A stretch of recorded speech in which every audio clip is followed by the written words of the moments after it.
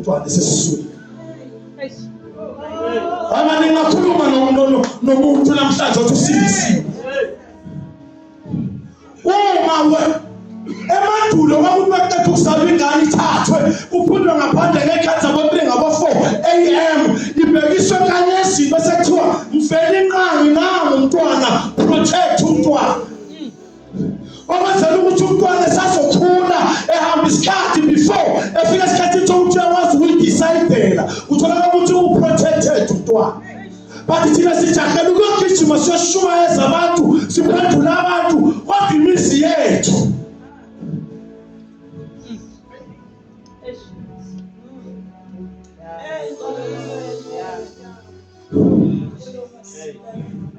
ikonelo bengisosho nje ukuthi ake wenzele umusa ukuthi inyonga mawukade nje ukudeliver lo mntwana inyonga engamhlwithi umntwana.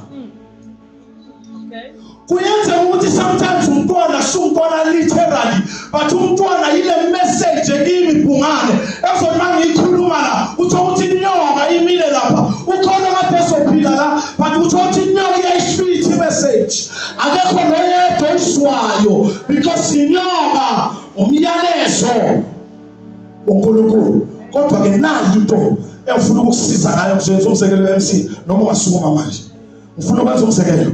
Kukhona umntwana owayehlupha ugogo wakhe isikhathi eside. Wathi lo mntwana esemhluphile ugogo wakhe isikhathi eside engadinanga ugogo ukukhuleka.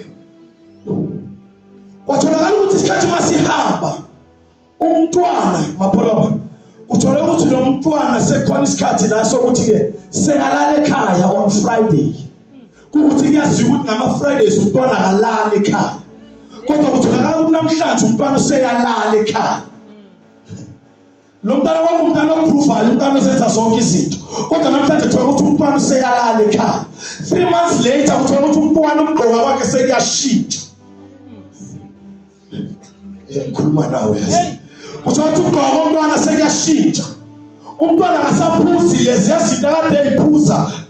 Kodwa ukuphuza komntwana seshintshile umntwana usefuna izinto ezinama vitamins nezinto ezihealthy. Kunento eyenzekayo emntwaneni. Uma bethi bayacheck umntwana hayibo ukhulele umntwana.